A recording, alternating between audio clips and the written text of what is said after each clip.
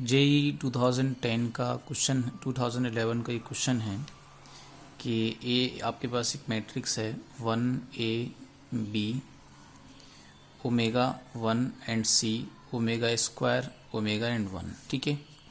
और ABC belong कर रहे हैं किसको, ओमेगा एंड ओमेगा स्क्वायर को, ठीक है। तो हमको बताना है कि how many matrices are such that कि determinant of A is not equal to zero, यानी कि कितनी नॉन सिंगुलर मैट्रिक्स हैं, ठीक है। और जो ABC हैं वो किस में से हो सकते हैं, ओमेगा और ओमेगा स्क्वायर में से। चलिए तो डिटर्मिनेंट ऑफ ए फाइंड कर लेते हैं।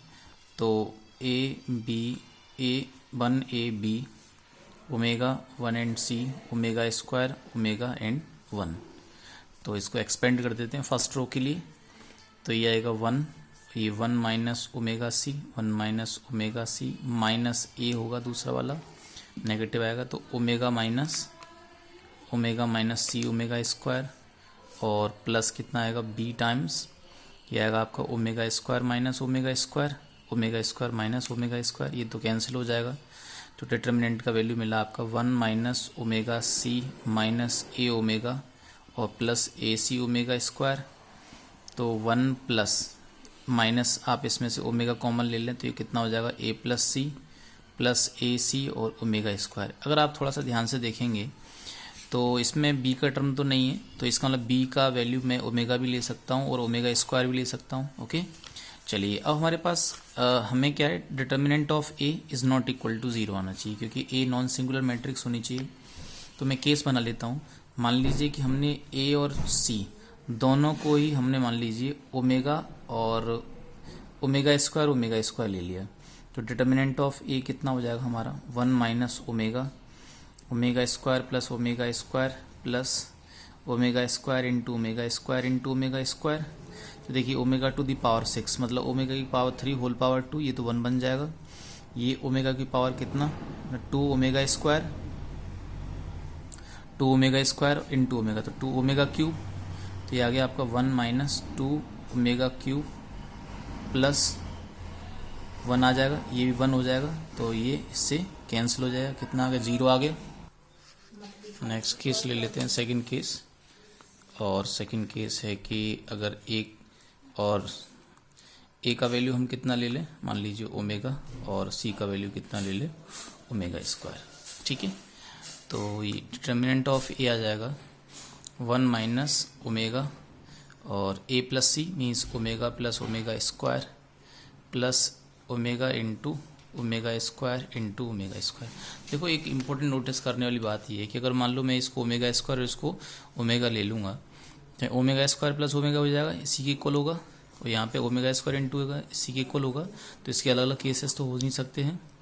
तो 1 minus omega square omega cube और ये आपका हो जाएगा ओमेगा की पावर 5 जिसका हो जाएगा प्लस का ओमेगा स्क्वायर, ये इससे कैंसिल हो जाएगा, ये 1 हो जाएगा। तो 1 इससे कैंसिल हो गया, कितना आ गया, 0 आ गया।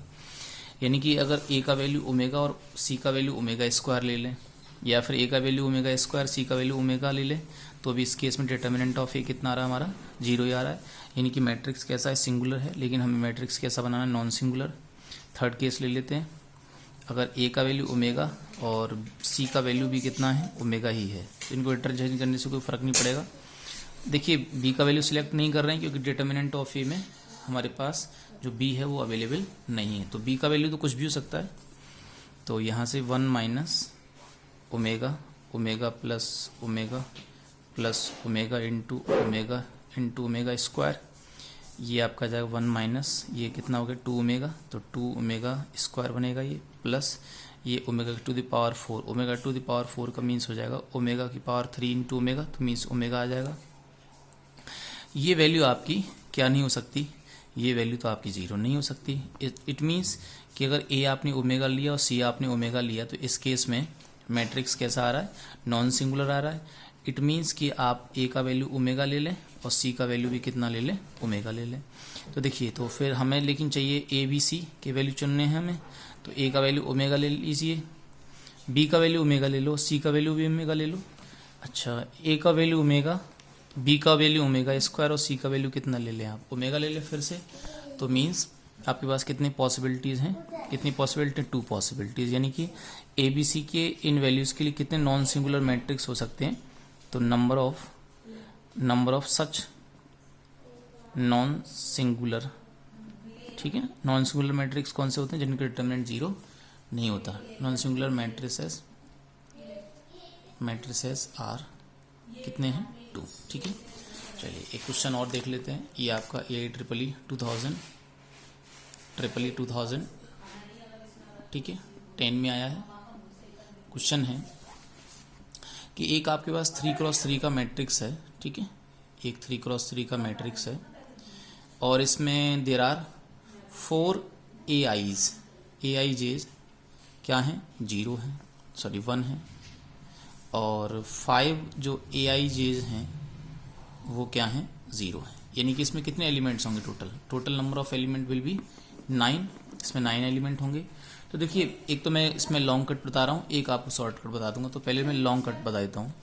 देखिए अगर मान लीजिए किसी भी मैट्रिक्स का, तो हमको इस तरह से बताना है कि जो डिटर्मिनेंट ऑफ ए है वो क्या नहीं होना चाहिए, 0 नहीं होना चाहिए। तो बात ये है कि अगर मान लीजिए हमने जैसे हमारे पास 4 1 है और ये 5 0 हैं, तो अगर बाय द वे आपने किसी भी रो में, पूरी रो में 0 0 कर दिए सारे के सारे, या किसी कॉलम में 0 0 आ गए, तो डिटर्मिनेंट का वैल्यू कैसा आने वाला है, गारंटी से 0 आने वाला है, ठीक है।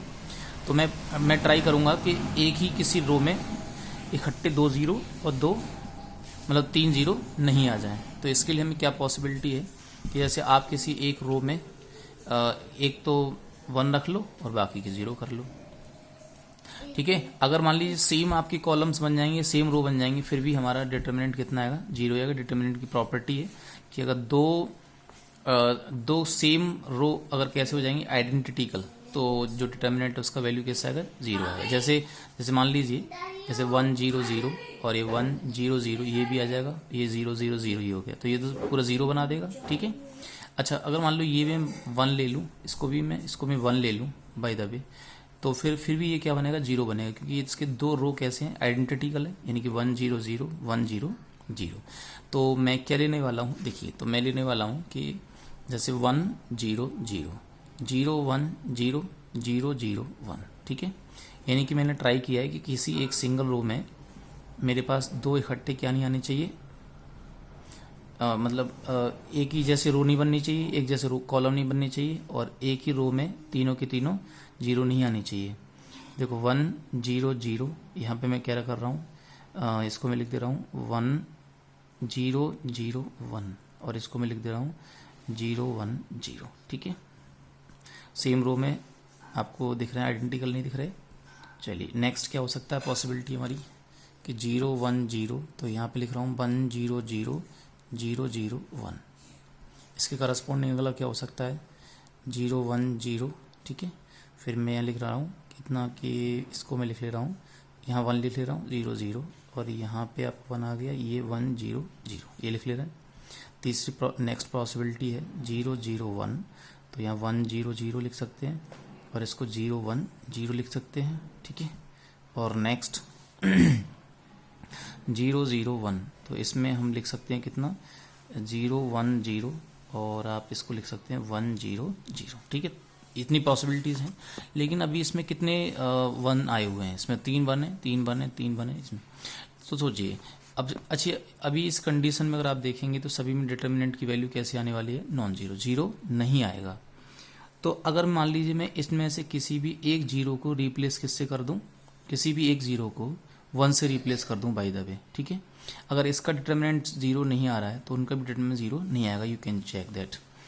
तो अगर मान लीजिए मैंने इसमें से किसी एक 0 को रिप्लेस कर दिया 1 से, तो डिटर्मिनेंट उसका 0 नहीं आएगा।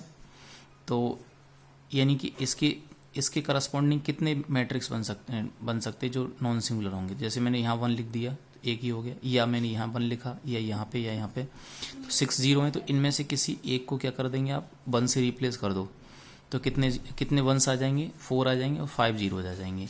तो 6 पॉसिबिलिटी यहाँ से, 6 यहाँ से, 6 यहाँ से, 6 यहाँ से, 6 यहाँ से, 6 यहाँ से। तो टोटल नंबर ऑफ पॉसिबिलिटीज़ कितने हो गए, टोटल पॉसिबिलिटीज़ कितनी हो जाएंगी,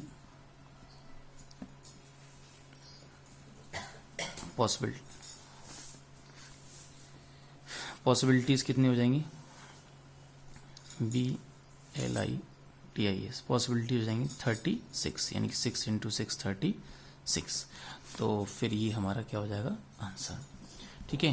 अच्छा, तो फिर मैं इसको सेकंड मेथड बता देता हूँ, जो शॉर्टकट मेथड है वो क्या है। देखिए, जैसे मान लीजिए हमने इस रो में 1 लेना है, तो मैं 1 यहाँ पे या यहाँ पे या यहाँ पे लिख सकता हूँ। ठीक है। तो इसमें 1 लिखने के कितने तरीके हो जाएंगे, 3 टाइप हो जाएंगे।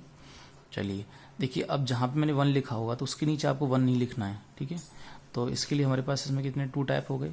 फिर जो इसके नीचे वाला जो रो है उसमें जैसे यहाँ मैंने 1 लिख लिया तो यहाँ 1 नहीं लिखना है कहीं पे। पहले तो मैंने यहाँ 1 लिख लिया तो इसके नीचे 1 कहीं नहीं लिखना है। अब यहाँ लिख लिया तो ये कितने, एक ही मेथड रह जाएगा।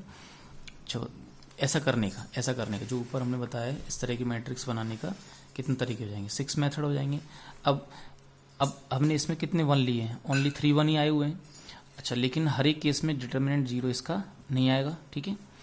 अच्छा, तो मान लीजिए मैं किसी एक 0 को रिप्लेस 1 से कर दूंगा, तो फिर भी किसी एक को कर रहे हैं ना, सभी को नहीं कर रहे हैं, किसी एक को कर दूंगा तो भी इसका डिटर्मिनेंट 0 नहीं आएगा। तो फिर हर एक केस में हम कितने तरीके से ऐसा कर सकते हैं, 6 तरीके से कर सकते हैं। तो टोटल पॉसिबिलिटीज़ हमारे पास कितनी हो जाएंगी इसमें, टोटल पॉसिबिलिटी